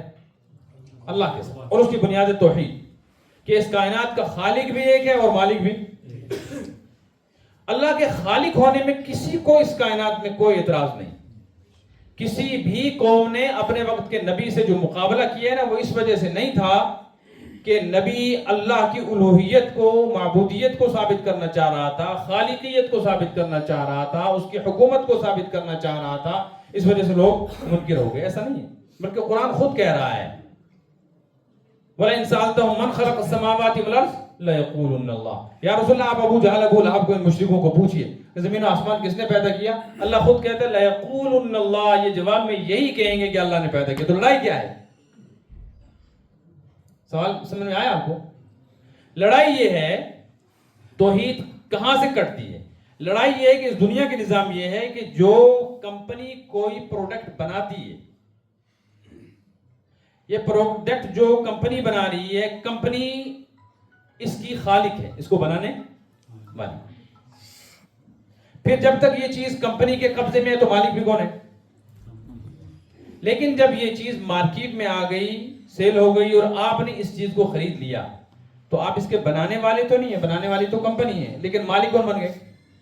اب کمپنی کا اختیار ختم ہو, اب آپ جو چاہے کر. اب آپ کے پاس گاڑی ہے, آپ کے پاس موبائل ہے, مثال کے طور پہ, آپ اس کے بنانے والے نہیں, بنانے والی کمپنی الگ ہے, لیکن انہوں نے اپنی چیز کو بنا کر مارکیٹ میں سیل کے لیے بھیج دیا, آپ نے اس کو لے لیا. اب اگر آپ ایکسیڈنٹ کرتے ہیں تو کمپنی کو کوئی اختیار نہیں ہوتا, وہ آپ سے یہ کہے کہ تم نے ایکسیڈنٹ کیوں کیا. آپ اس کو چلاتے ہی نہیں ہیں, زنگ لگ گیا ہے, تو نہیں پوچھ سکتی آپ نے ایسا کیوں کیا. آپ اس موبائل کو غلط استعمال کریں یا صحیح, کمپنی آپ سے نہیں پوچھ سکتی کہ تم نے ایسا کیا کیوں کیا, کیونکہ اس کا اختیار, مالکیت ختم ہو. پھر آپ یہ چیز کسی دوسرے کو بھیج دیں تو آپ کا اختیار ختم ہو گیا. آپ نے اپنا موبائل 10,000 میں لیا تھا, 8 میں کسی کو دے دیا, وہ اس کو غلط استعمال کرے صحیح کرے, آپ تھوڑا اس کو پوچھ سکتے ہیں کہ تم ایسے استعمال کیوں کرتے ہو میرے دیے ہوئے موبائل, میں نے جو گاڑی تم کو بیچی تھی تم ایسے کیوں چلاتے ہو, اس کو تیز آہستہ چلاؤ ورنہ میں تمہارے خلاف کوئی کیس کروں گا. تو کہہ سکتے ہیں آپ, اختیارات ختم ہو. تو اللہ کی ایک حیثیت خالق کی ہے, ایک حیثیت توحید کی بنیاد یہ ہے کہ اس پوری کائنات کا خالق وہی ہے, مالک بھی وہی ہے, مالک کوئی نہیں ہے. جو ہم چیزوں کے مالک اپنے آپ کو کہتے ہیں, یہ ہماری نظر کا اور زبان کا دھوکہ ہے. یا کوئی کسی چیز کا مالک نہیں. کیوں؟ اگر ہم کسی چیز کے مالک ہوتے تو ہم سے سوال کیوں کیا جاتا کہ تم نے مس یوز کیوں کیا اس چیز کو. آپ کو بات سمجھ میں آ رہی ہے؟ اور قرآن صاف کہہ رہا ہے قسم کھا کے, لَتُسْأَلُنَّ يَوْمَئِذٍ, تم سے ہر حال میں ضرور بھی ضرور پوچھا جائے گا نعمتوں کے بارے میں کہ ان کا تم نے استعمال ایسے کیوں کیا. اب آنکھ میری ہے, اگر کسی نامحرم کو دیکھ رہے ہیں تو پوچھے گا کون؟ کیوں پوچھے گا؟ جب میری ہے, جب میں مالک ہوں وہ کیوں پوچھے گا؟ اس سے پتہ چلا میں مالک نہیں ہوں اپنی آنکھ کا. میں بیٹھ کر غلط پلان بنا رہا ہوں, پالیسیاں بنا رہا ہوں, گندے خیالات ہیں, نہ کسی کی جگہ میں نے لی, نہ کسی کا مال کھایا, میں اپنے کمرے میں بیٹھ کے پلان بنا رہا ہوں, گناہوں کے پلان, کسی کے مار دھاڑ کا بھی نہیں, خود لذتی کے لیے, بدکاری کے لیے, شراب کے لیے, اس میں کسی کا نقصان نہیں. یہ جو دماغ کا غلط استعمال کر رہا ہوں تو اس پہ پکڑ ہے کہ نہیں ہے؟ اگر خیال میرا ہے، دماغ میرا ہے، تو پکڑ کیوں ہے؟ اسے پتہ چلا میرا نہیں ہے. میں ہاتھ سے کوئی ایسی چیز پکڑ رہا ہوں، پاؤں سے اس راستے پر چل رہا ہوں جو شریعت نے منع کر رکھا ہے، تو پاؤں میرے ہیں، ہاتھ میرے ہیں، لیکن میں مالک، اس پہ پکڑ ہو رہی ہے. اس سے پتہ چلا ہمارا کچھ بھی نہیں. جب ہمارا اپنے وجود میں کچھ نہیں ہے تو یہ زمین، مکان، جائیداد جو ہے نا، یہ بھی ہمارا نہیں. کیوں؟ اس لیے کہ اگر یہ نعمت ہے تو سوال صحیح، امانت ہے تو سوال صحیح، اور اگر ملکیت ہے تو سوال کا حق نہیں ہونا چاہیے تھا. قرآن کی آیت بتا رہی ہے کہ اس پوری کائنات میں اختیار کسی کو نہیں ہے، مالک وہی ہے. جس چیز کو جیسے استعمال کرنے کے لیے کہہ رہا ہے ایسے کر سکتے ہو، الٹ کرو گے تو پکڑ ہو جائے گی. تو مالک ہے ہی نہیں، کوئی اختیار بھی نہیں، کیونکہ ہم اپنی مرضی سے کچھ کر ہی نہیں سکتے، تو اختیار کہاں ہوا؟ لہٰذا اس پر کلہاڑا چلانے کی ضرورت تھی. تو یہاں بھی کوئی برہمن، کوئی سکھ، کوئی عیسائی آ کر تھوڑا ہی کام کرتا. یہاں بھی ان کو ضرورت تھی مسلمانوں میں سے کوئی اٹھے جس کی بات مسلمان مانے. تو ایک عالم کو، ایک فاضل کو، ایک مفتی کو، ایک بڑے عالم کو استعمال کیا گیا، جس نے اللہ کے دروازے سے اٹھا کر مخلوق کے دروازے پر انسانوں کو سر جھکا دیا، دلیل پیش کی. کبھی عشق رسول کا نام لیا، کبھی کسی چیز کا نام لیا، کبھی اپنے بزرگوں اور اسلاف کا ذکر کیا. اور جو توحید پرست تھے ان کو کبھی کبھی گستاخ رسول کہا گیا، اور کبھی کوئی تانا دیا گیا، کبھی کوئی تانا دے کر بہرحال مسلمانوں کو مسلمانوں کی کتابیں دکھا کر، مسلمانوں کو قرآن اور حدیث دکھا کر، توحید کے مرکز سے ہٹا کر مزاروں پہ، قبروں پہ، آستانوں پہ، پتھروں پہ، جھاڑ جھنکار پہ، جہاں 4 8 10 درخت کہیں اکٹھے لگے ہوئے وہاں جھکایا کہ نہیں جھکایا؟ جو ہاتھ اللہ کے سامنے مسجد میں اٹھنے چاہیے تھے، کسی زندے کے سامنے بھی اٹھانے کی اجازت نہیں تھی. یہی مسلمان کا ہاتھ مردوں کے سامنے اٹھا کہ نہیں اٹھا؟ اور روکنے والے بدین کہے گئے، روکنے والے گستاخ رسول کہے گئے کہ نہیں کہے گئے؟ تو ایک بڑی جماعت ایسی تھی جن کا توحید سے اعتبار اٹھ گیا. وہ یہ سمجھنے لگے آخرت کا معاملہ تو ایسا ہے کہ اس کا کوئی اختیار نہیں، اس کا کوئی، وہ شعر آپ نے سنا ہوگا نا، خدا جو پکڑ لے، سنا آپ نے؟ خدا جو پکڑ لے چھڑائے محمد. اگر قیامت کے دن خدا نے پکڑ لیا نا کہ تجھے چھوڑوں گا نہیں، تو محمد صلی اللہ علیہ وسلم آئیں گے اور کہیں گے اس کو چھوڑ، تو چھوڑ دیں گے اللہ تعالیٰ. خدا جو پکڑ لے، محمد پکڑ لے، چھڑا کوئی نہیں سکتا. اور اگر محمد نے پکڑ لیا نا تو خدا بھی نہیں چھڑا سکتا. بھی یہ ہے محمد صلی اللہ علیہ وسلم کی محبت. اس کو عشق رسول کا نام دیا گیا، اور عشق رسول کے لبادے میں توحید کا جنازہ نکل گیا. اور مسلمانوں کی ایک بڑی جماعت تھی جو اللہ کے سوا کسی اور کو حاجت روا اور مشکل کشا مان کر اللہ سے اپنا تعلق توڑ بیٹھی. اور پھر ان کے اثرات توحید پرستوں میں آئے. پھر یہاں تک ہوا دعاؤں سے کیا ہوتا ہے، خود سنا کہ نہیں آپ نے؟ پھر یہاں تک ہوا جب تک اپنے بزرگوں اور اسلاف کو نہیں مانو گے تب تک جنت میں. ہمارے بزرگوں اور ہمارے اسلاف کا وہی عمل اور وہی بات جو قرآن و حدیث کے مطابق ہو قابل قبول ہے. ورنہ اللہ رسول کے بعد صرف صحابہ کی ایک جماعت ایسی بچتی ہے کہ ان کی کسی غلطی پر بھی اگر کوئی آدمی عمل کر لے تو وہ بھی کہاں چلا جائے گا؟ جنت. میں مثال دوں گا اس کی، آپ کو میں مثال دوں گا، ایسے نہیں کہہ رہا. اس طریقے سے ایک بڑا حصہ مسلمانوں کا توحید سے کٹ گیا، اور مسلمانوں میں ایک بڑا انحطاط آیا، بڑی کمزوری آئی. اور اس کا سب سے برا نتیجہ یہ نکلا کہ مسلمانوں کے اندر آخرت کے مقابلے میں دنیا کی ترجیح زیادہ پیدا ہو گئی. اللہ کے جو وعدے تھے ان کا اعتماد ختم ہو گیا، اور دنیا نے جن چیزوں کی طرف بلایا اس کی طرف مسلمان تیزی سے دوڑا. تیسری چیز تھی، تیسری بنیاد تھی حضرات صحابہ کرام علیہم الرضوان کی جماعت. جب تک ان کے ساتھ جڑے رہتے تو میرے اچھے اور برے کی دلیل صحابہ کا عمل تھا، میری کامیابی اور ناکامی کے لیے دلیل صحابہ کا عمل تھا. تو ہم وہی کرتے جو صحابہ نے کیا تو کامیاب ہوتے. لہٰذا اس سے ہٹانا ضروری تھا. تو اس کے لیے بھی ان کو ایسا ہی ایک آدمی چاہیے تھا جو صحابہ کے مقابلے میں کوئی اور بات بتائے. اور اس کے لیے ضروری تھا کہ حضرات صحابہ کی جماعت کو نشانہ بنایا جائے، کہ جس پر آپ کو اعتماد ہے، جتنا آپ اعتماد کر رہے ہیں اس لائق وہ نہیں ہے. یہ اعتماد ختم ہو جائے گا تو جاؤ گے کہاں؟ جب انسان کو اپنی ماں پر یہ شک ہو جائے کہ میری ماں آوارہ ہے اور میری عمر ہے اس وقت کتنی، مثلا 50 سال، تو ماں کی عمر کم سے کم 70 ہوگی نا. 70 سال کی عمر میں جو عورت بے حیا ہے، بدکاری کرتی ہے، یہ 40 میں کیسی ہوگی، یہ 30 میں کیسی ہوگی؟ تو اس آدمی کو اپنے نسب پر شک ہونے لگے گا، پتہ نہیں جس کو میں باپ کہتا ہوں یہ ہے بھی یا نہیں. آپ کسی کو حرامی نہ کہیں نا، اس پر تو لڑائی ہوگی. بس کسی طریقے سے اس کے ماں کی کردار کو مشکوک بنا دیا، بس مسئلہ ختم ہے. حالانکہ ایک بات ذہن میں رکھیں، ایک ترتیب ہے دلائل کی، شریعت کے دلائل کی، ایک ترتیب ہے ایمان کی. اس بات کو سمجھیں آپ. مسئلہ یہ مضمون مشکل ہے، میں آسان کرنے کی کوشش کروں گا. میں سوچ رہا ہوں چونکہ عظمت صحابہ پر بات تھی تو تھوڑی سی بات اس پر میں کروں، آپ کو سمجھ میں آئے. بات سمجھ میں آ رہی ہے؟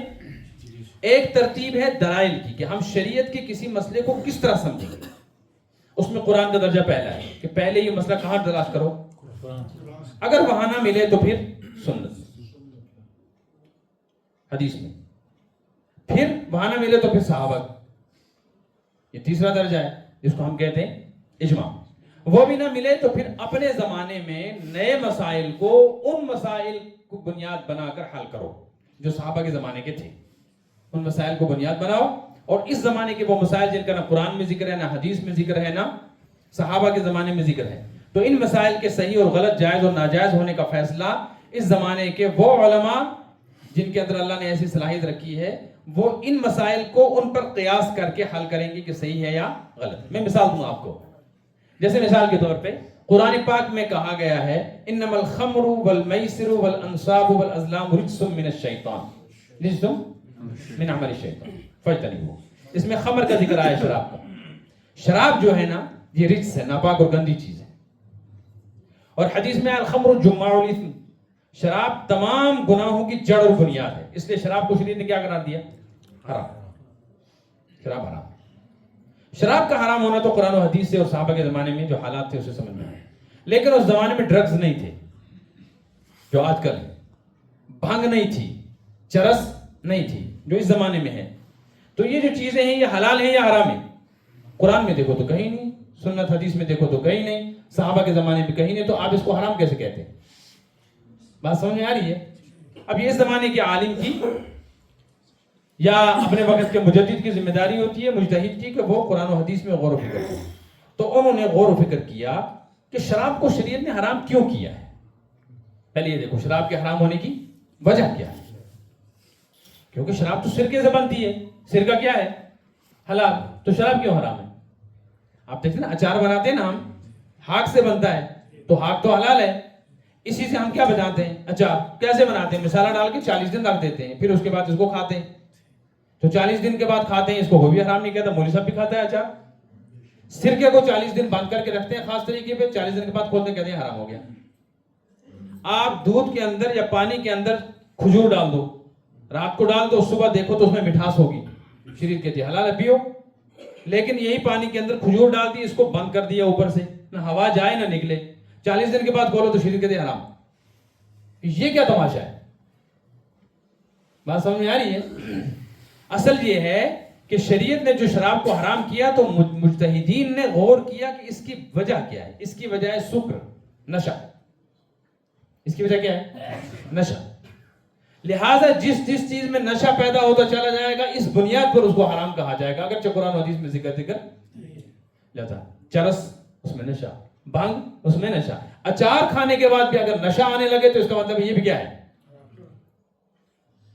اور 40 دن تک جب مخصوص انداز سے یا 1 مہینے تک مخصوص انداز سے کھجور کے شیرے کو یا اسی طریقے سے جو میں نے بتایا تھا آپ کو سرکے کو رکھا جاتا ہے تو اس میں بھی نشہ پیدا ہوتا ہے، تو وہ بھی کیا ہو جائے گا؟ ایسے سیب کا جوس ہے اس کو بھی ایسے رکھیں گے، اگر اس میں نشہ ہے تو کیا بنے گا؟ پھر دوسرا اصول یہ ہے کل ما کان قلیلہ حرام کل ما کان کثیرہ حرام فقلیلہ حرام. یہ شریعت کا اصول ہے. ہر وہ چیز جو زیادہ مقدار میں حرام ہے تھوڑی مقدار میں بھی. مثال کے طور پہ میں آپ کو بتاؤں، پیشاب کا 1 گلاس کیا ہے؟ ناپاک. ایک قطرہ بھی کیا ہے؟ اگر کسی ٹنکی میں ایک گلاس پیشاب ڈال دو تو کیا ہو جائے گا؟ اور ایک قطرہ ڈال دو تو کیوں؟ اصول یہ ہے کہ جو چیز زیادہ مقدار میں حرام ہے تھوڑی مقدار میں بھی، اس لیے شراب کی ایک بوتل بھی حرام، شراب کا ایک قطرہ بھی۔ اس بنیاد پر چرس بھنگ وغیرہ کو کیا قرار دے دیا گیا؟ یہ ہے قیاس، اس کے بغیر شریعت کا مسئلہ حل نہیں ہو سکتا۔ تو میں یہ بتا رہا تھا یہ ہے دلیل شریعت کے احکام کی کہ پہلے قرآن، اس کے بعد حدیث، اس کے بعد اجماع اور اس کے بعد قیاس۔ لیکن ایمان کی دلیل یہ نہیں ہے، ایمان کی ترتیب یہ ہے کہ پہلے صحابہ، پہلے پھر نبی، پھر توحید۔ کیسے؟ آپ کو میں بتلاؤں۔ حضور صلی اللہ علیہ وسلم کی نبوت کی ابتدا غار حرا سے ہوئی کہ نہیں ہوئی؟ اور غار حرا میں جو قرآنی آیات نازل ہوئی وہ کون سی ہیں؟ اقرا۔ کس نے دیکھا؟ کسی نے دیکھا؟ یہ تعلق صرف حضور کی ذات کے ساتھ ہے نا؟ آپ صلی اللہ علیہ وسلم نے یہ سارا منظر دیکھا، آپ کے ساتھ پیش آیا، آپ نے جا کے بیان کیا گھر میں۔ اس کو تسلیم کس نے کیا سب سے پہلے؟ اگر یہ روایت حضرت خدیجہ بیان نہ کریں، وہ یہ حالات بیان نہ کریں، تو حضور پہ پہلی وحی کا ثبوت ہی نہیں ہو سکتا۔ جب اقرا بسم ربک الذی خلق کا ثبوت نہیں ہو سکتا تو 30 پاروں کا بھی کوئی ثبوت۔ حضور کی نبوت کو تسلیم ہم اس لیے کر رہے ہیں کہ ہم نے صحابہ پر اعتماد کیا ہے، انہوں نے تسلیم کیا ہے، لہذا ہم تسلیم کر رہے ہیں۔ تو ہماری ایمان کی بنیاد میں صحابہ پہلے آئیں گے، اس کے بعد جب ہم نے نبی کی نبوت کو تسلیم کر لیا تو اب ہم اللہ کی توحید کو تسلیم کر لیں گے، کیونکہ نبی اس کا اقرار اور اعلان کر رہا ہے۔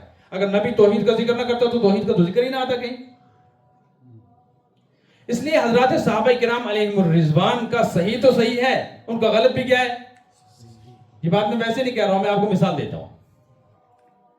غلط سے مراد ہے ان کے وہ فیصلے جو انہوں نے کیے، ان کے وہ فیصلے۔ ایک ہو گیا خدا نہ خواستہ کسی صحابی سے چوری ہو گئی، کسی زنا ہو گیا، وہ غلطیاں الگ ہیں، اس کو غلطی نہیں کہتے، اس کو کہتے ہیں گناہ۔ صحابہ سے گناہ ہو سکتا ہے، ہوا بھی، وہ قضیہ ختم ہو گیا، وہ الگ مضمون ہے، وہ چیپٹر ہی الگ ہے۔ میں دوسری بات کہہ رہا ہوں، صحابہ نے جو فیصلے کیے ان میں کوئی صحیح بھی ہوگا اور کوئی، ان کا صحیح بھی صحیح ہے، ان کا غلط بھی۔ آپ صلی اللہ علیہ وسلم کے پاس صحابہ کی ایک جماعت آئی، ان کو آپ نے ایک مشن پہ روانہ کیا، فرمایا جلدی سے چلے جاؤ، وہاں پہنچو، عصر کی نماز وہاں پڑھنا۔ صحابہ چلے، لمبا سفر تھا، عصر بھی ہو گئی، مغرب کا وقت قریب آ گیا، لیکن ابھی بھی منزل پہ۔ تو صحابہ نے آپس میں مشورہ کیا کہ عصر قضا ہو رہی ہے، عصر پڑھیں کہ نہیں پڑھیں؟ تو بعض صحابہ کہنے لگے کہ نہیں، عصر نہیں پڑھنی چاہیے، کیونکہ حضور نے کہا ہے عصر وہاں جا کے پڑھیں، لہذا ہم عصر نہیں پڑھیں گے۔ دوسرے جو صحابہ تھے انہوں نے کہا نہیں، حضور نے جو کہا تھا اس کا شاید مطلب یہ تھا کہ اتنی جلدی جاؤ کہ عصر پہ وہاں پہنچ جاؤ، تو اب ہم نہیں پہنچ سکے تو ایک قصور تو اب قضا کیوں کریں، نماز پڑھیں گے۔ ہو گیا اختلاف، بعض صحابہ نے عصر پڑھی، بعض نے عصر نہیں پڑھی، اور چلے واپس جب آئے حضور صلی اللہ علیہ وسلم کے پاس آ کر یہ قضیہ پیش کیا کہ یا رسول اللہ صلی اللہ علیہ وسلم ایسا ہو گیا کہ آپ نے جو ارشاد فرمایا تھا ہم گئے، ہم سے دونوں سے آپس میں مباحثے کے بعد یہ ہوا کہ آدھوں نے نماز عصر پڑھی اور آدھوں نے نہیں پڑھی۔ حضور نے فرمایا تم نے عصر کیوں پڑھی؟ انہوں نے کہا یا رسول اللہ ہم نے اس لیے عصر پڑھی کہ ہم یہ سمجھے آپ نے یہ فرمایا تھا کہ اتنی جلدی جاؤ عصر پہ پہنچو، ہم نہیں پہنچ سکے تو قضا کیوں کرتے، ہم نے پڑھ لی۔ دوسرے سے پوچھا تم نے کیوں پڑھی؟ نہیں پڑھی۔ انہوں نے کہا آپ نے فرمایا تھا نا وہاں جا کے پڑھنا، تو ہم پہنچے ہی نہیں تو پڑھتے کیسے؟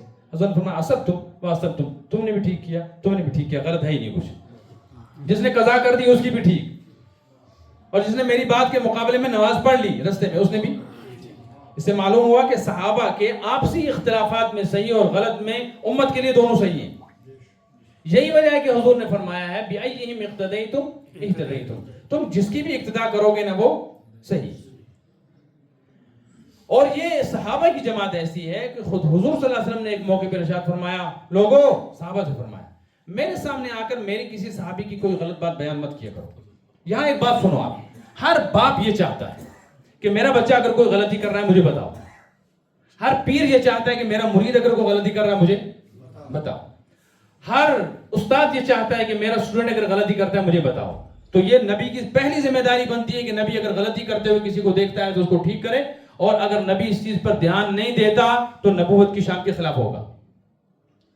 پھر دوسری بات آپ یہ سمجھو کہ صحابہ انسان تھے، وہ نبی تو تھے نہیں، غلطیاں تو ان سے ہوتی تھی، پھر حضور نے یہ کیوں فرما دیا کہ میرے سامنے آگے بات نہیں کرنا؟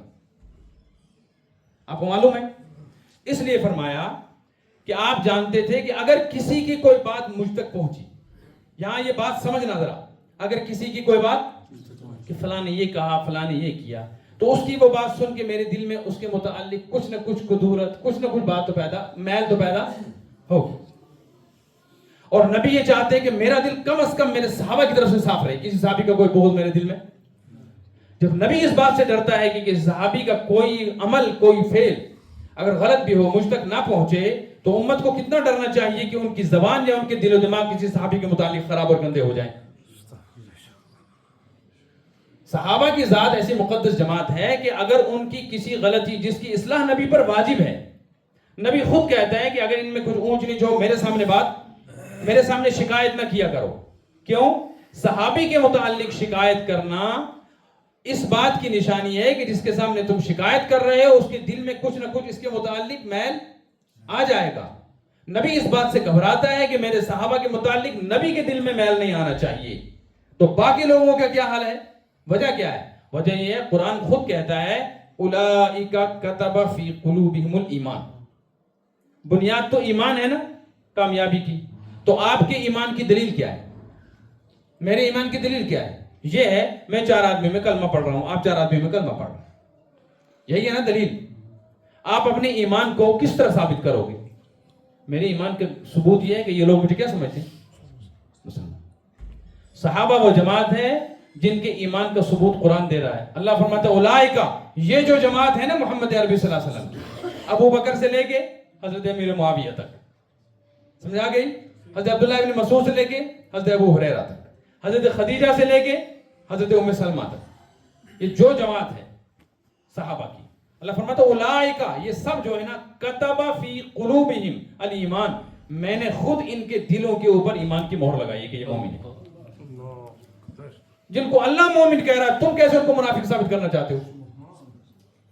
اب یہاں ایک بات ہے، اس وقت لوگوں کے ذہن جو گندے ہو رہے ہیں وہ اس لیے ہے کہ میں کوئی کتاب کھول کے بیٹھ جاتا ہوں کہ دیکھو جی 4 کتابیں سامنے رکھی، یہ سوشل میڈیا کا زمانہ ہے، داڑھی بھی ہے، پگڑی بھی ہے، کسی کے ہاتھ میں تسبیح ہے، عصا ہے، مرید 10 20 50 100 آگے پیچھے چل رہے ہیں، کوئی بزرگ بنا ہوا ہے، کوئی اسکالر بنا ہوا ہے، کوئی مولوی مفتی بنا ہے، کوئی امام خطیب بنا ہے. اس سوشل میڈیا نے ساری دنیا میں اس کو پھیلایا، فالوورز بڑھ رہے ہیں. مسئلہ کیا ہے؟ وہ کتاب کھولتا ہے، دیکھو جی فلاں عالم نے یہ لکھا ہے فلاں صحابی کے متعلق، فلاں نے یہ لکھا ہے، فلاں نے یہ لکھا ہے، اور آج تک تمہارے سامنے بیان نہیں کیا گیا. اب اگر آپ کسی صحابی کے متعلق کسی 200 400 800 900 1000 سال پہلے کسی ایسے عالم کا مضمون دیکھتے ہیں جس کو دنیا عالم مانتی ہے، تو آپ تو متاثر ہوں گے کہ دیکھو جی آج تک ان لوگوں نے بتایا ہی نہیں ہمیں، آج اس اسکالر نے بتلایا. تو اصل دین کس کے پاس ہے؟ اصل علم اس کے پاس ہے، مولوی کو کیا پتا. لیکن ایک بات یاد رکھیں، ایک فیصلہ ہے جو آپ کے شانگس نوگام کا کوٹ کر رہا ہے، یہاں کا جج کر رہا ہے. ایک فیصلہ یہ، ایک فیصلہ ہے جو ہائی کورٹ کر رہا ہے، ایک فیصلہ ہے جو سپریم کورٹ کر رہا ہے، اور ایک فیصلہ ہے وہ جو سپریم کورٹ کا بڑا پینل ہے نا ججز کا، وہ کر رہا ہے. یہ 4 فیصلے ہیں اور ان میں آپس میں ٹکراؤ ہے. یہ کچھ فیصلہ کر رہا ہے، وہ کچھ ہے. مطلب کون سا مانا جائے گا؟ سپریم کورٹ کے 4 ججوں نے مل کر جو فیصلہ کیا ہے وہ تسلیم کیا جائے گا. اس کے مقابلے میں سب ریجیکٹ ہو جائیں گے کہ نہیں؟ ریجیکٹ کا مطلب ہے ان کو کوڑے دان میں ڈالا جائے گا، ڈسٹ بین میں، کی کوئی بھگت اور حیثیت، بلکہ پنشمنٹ ہوگی. ان کو پوچھا جائے گا تم نے کیسے لکھا یہ. اور اگر یہ کھڑے ہو جائیں گے نہیں جی ہمارا فیصلہ کیوں نہیں مانا جا رہا، ہم بھی تو جج ہیں، تو جیل جائیں گے کہ نہیں جائیں گے؟ ٹھیک ہے جج ہو، لیکن تم سمجھ رہے ہو کس کے سامنے فیصلہ دے رہے ہو، کس کے مقابلے میں دے رہے ہو؟ نمبر 1. دوسری بات، اگر آپ کا کورٹ کوئی فیصلہ کرتا ہے اور آپ اس سے موافقت نہیں رکھتے تو آپ کو حق بنتا ہے کہ آپ اپیل کریں دوسرے کورٹ میں جا کر. کہاں جائیں گے آپ؟ اور اگر ہائی کورٹ نے بھی آپ کے خلاف فیصلہ دے دیا تو آپ کے پاس راستہ کھلا، آپ کہاں جاؤ؟ اور اگر سپریم کورٹ نے بھی آپ کے خلاف دیا تو آپ کہاں جاؤ؟ ہو گیا ختم مسئلہ. ایک طرف قرآن ہے، ایک طرف محمد رسول اللہ صلی اللہ علیہ وسلم، ایک طرف بوئی صاحب کا فتویٰ ہے، کتاب ہے کسی محدث کی، کسی مفسر کی. قرآن کہتا ہے اولئک کتب فی قلوبہم الایمان، ان جماعت، یہ وہ جماعت ہے جس کے دل پہ میں نے ایمان لکھ دیا. فیصلہ نہیں، اللہ فرماتے ہیں ان کے بارے میں نے ایمان کا فیصلہ نہیں کیا، کتب، فیصلہ کر دیا کہ یہ مومن جماعت ہے. اور مومن بھی 2 طرح کے ہیں. کون؟ ایک وہ ہے جن سے اللہ راضی نہیں ہے، गुनाहगारों से अल्लाह तो साहबा से भी गुनाह हुए ना, फरमाया रज़ी अल्लाहु अन्हुम, ये मैंने आधी आयत पढ़ी, अल्लाह इनसे राजी है, फिर फरमाया वरज़ू अन्हु। कमाल की बात ये कि ये भी अल्लाह से राजी है। तुम्हारा राजी होना ना होना क्या मायने रखता है, अल्लाह राजी हो जाए ना। अल्लाह फरमाते हैं ना, मुझे खुशी इस बात की है कि मैं तो इनसे राजी था, ये भी मुझसे राजी है। फिर आपको एक बात बताऊं, जन्नत में जब जन्नती चले जाएंगे ना तो हर तरह की नेमत मिलेगी, है ना। और आपको मालूम है सबसे आखिरी और बड़ी नेमत कौन सी मिलेगी?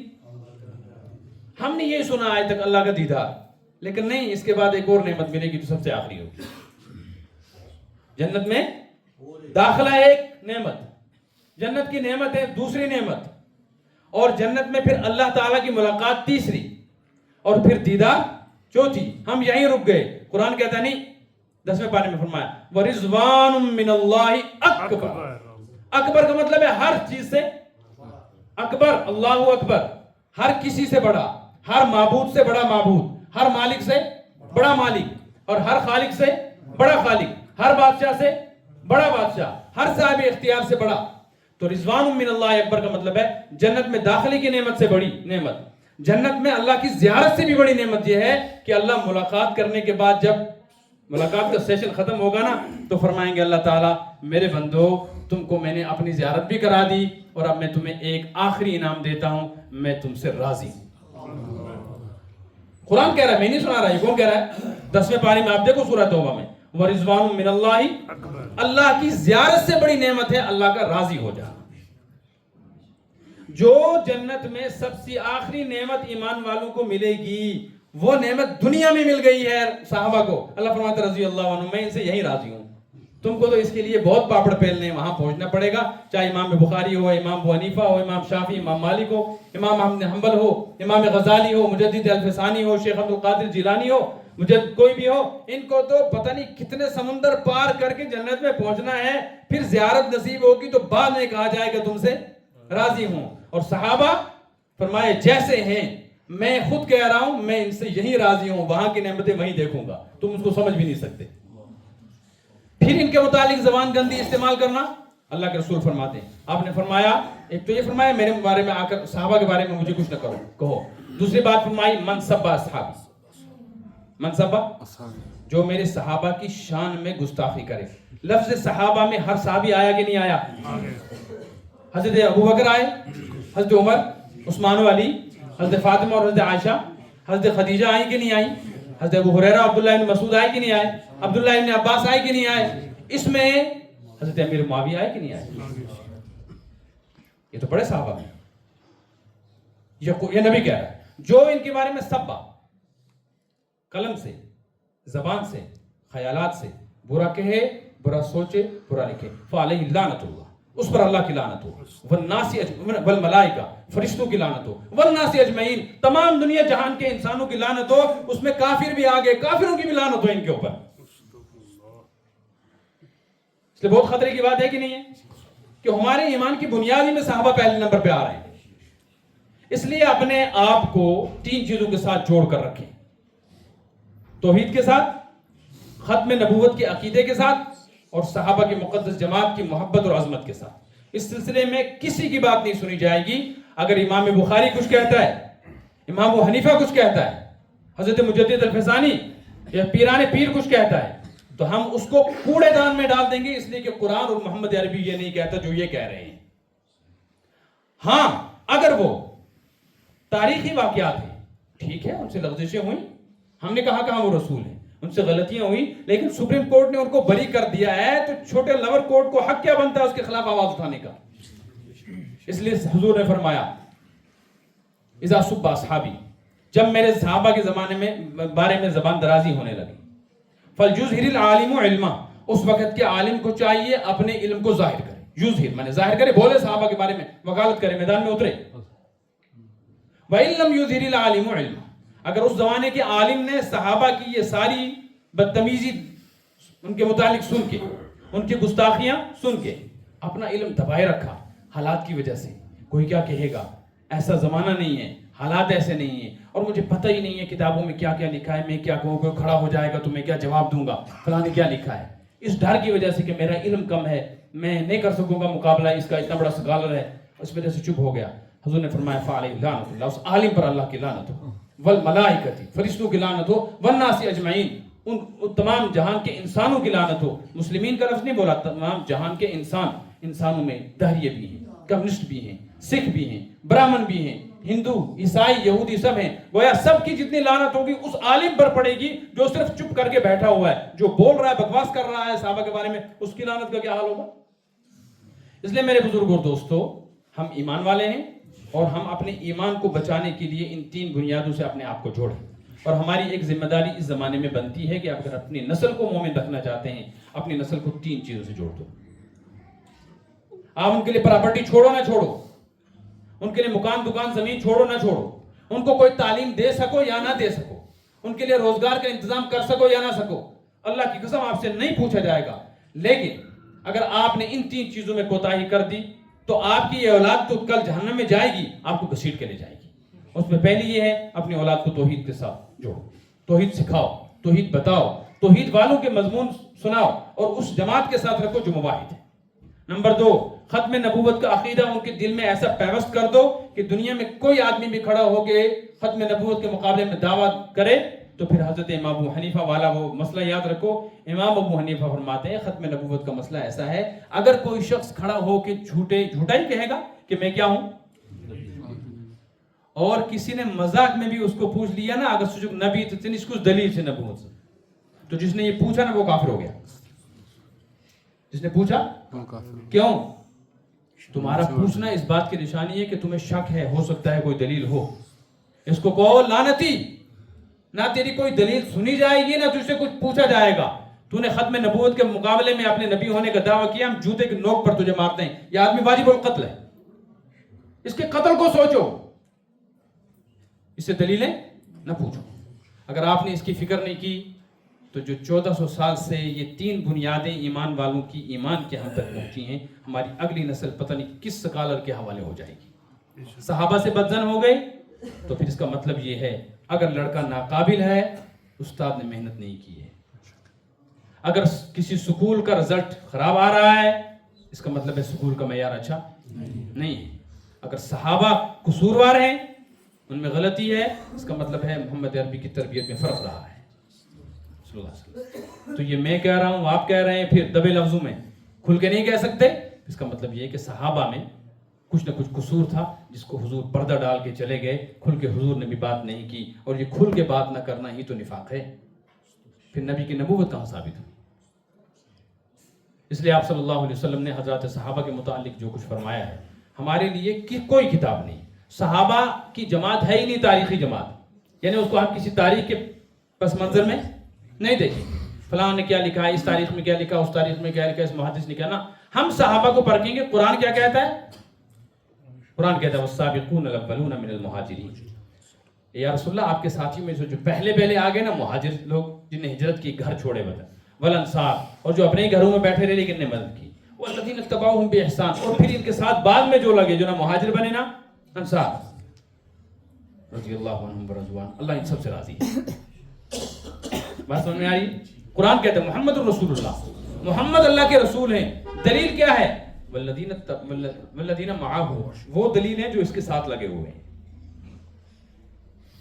کیوں ہیں؟ اشداء علی الکفار رحماء بینہم، یہ آپس میں ایک دوسرے سے محبت اور عظمت کے ساتھ رہنے والے اور اللہ کے دشمن کے مقابلے میں شدت کے ساتھ میدان میں اترنے والے لوگ ہیں. جب صحابہ سے تعلق ٹوٹ جائے گا، کفر کا روب بیٹھے گا اور ایمان کی حیثیت مجروح ہوتی چلی جائے گی. آدمی پھر اپنے ایمان کے تحفظ کے لیے کچھ نہیں کر پائے گا. وہ 10 روپے کے بدلے میں ایمان بیچ دے گا، وہ ایک چھوٹے سے ڈنڈے کے مقابلے میں اپنا کلمہ چھوڑنے کو تیار ہو جائے گا، وہ کسی چمکتی دمکتی چیز کی وجہ سے اپنا دین و ایمان بیچنے کے لیے تیار ہو جائے گا جب صحابہ سے تعلق ٹوٹ جائے گا. اس لیے میرے بزرگوں اور دوستوں، حضرات صحابہ کے ساتھ اپنے تعلق کو مضبوط کریں. اپنے گھروں میں صحابہ کرام کے واقعات سنائیں، اپنی اولاد کو حضرات صحابہ کے حالات بتائیں. یہ جب ہوگا جب ہمیں خود معلوم ہوگا. گھر کے اندر صبح سے شام تک دنیا کی باتیں ہوتی رہتی ہیں، دنیا ہی سوار ہے، دین کی کوئی بات ہوتی نہیں. میں نے کئی دفعہ کہا قصوروار گھر والے نہیں ہیں، قصوروار کون ہے؟ ہم. اب آج گھر جاؤ نا، گھر جاؤ اور جا کر دروازہ کھٹکھٹاؤ اور کہو السلام علیکم ورحمۃ اللہ وبرکاتہ، تو آپ کی بیوی جواب نہیں دے گی آپ کو، وہ ایسے دیکھے گی. اور اگر آپ نے کچن میں جا کے دوبارہ سلام کیا تو بس ان کے تو ہاتھ پیر ہی رہ جائیں گے, سوچیں گے قبرستان کی طرف سے آیا. تصوصات ہوگا کہ نہیں ہوگا؟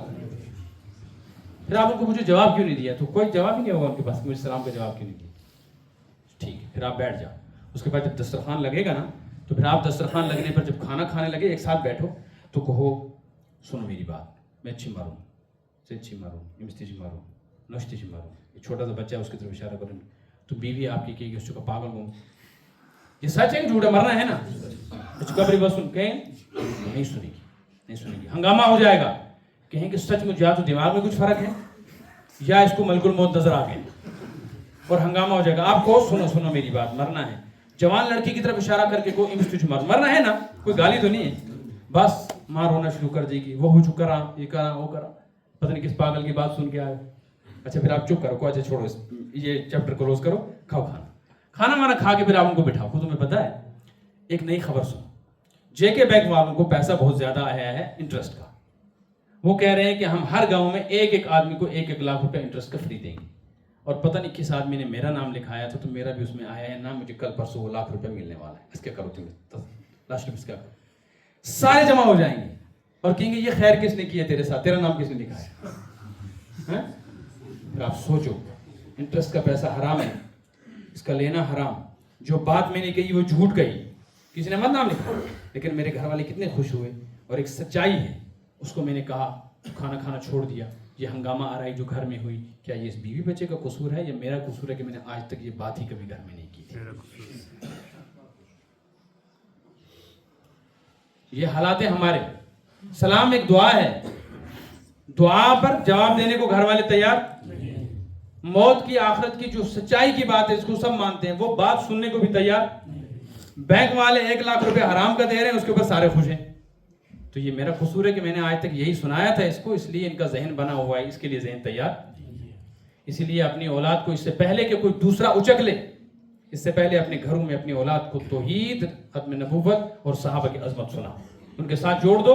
پھر چاہے یہ کنگال رہیں, بے روزگار رہیں, ننگے رہیں, بے گھر رہیں, یہ 3 بنیادوں سے جڑے رہیں گے نا, مرنے کے بعد فیوچر شروع ہوتا ہے. دنیا میں کوئی فیوچر ویژن یہ لوگوں نے ایسے بنا لیا ہے, ہاں فیوچر کا کیا ہوگا, یہ انگریزی الفاظ ہمیں آ گئے نا کچھ. اگر اس نے پڑھا نہیں اس کے فیوچر کا کیا ہوگا, اس نے کمایا نہیں اس کے فیوچر کا کیا ہوگا. 25 سال تک بچہ دودھ ہی پیتا رہتا ہے اپنے ماں باپ کے پاس, اور 50 سال کی عمر میں اولاد اپنے ہاتھ میں کام لے لیتی ہے.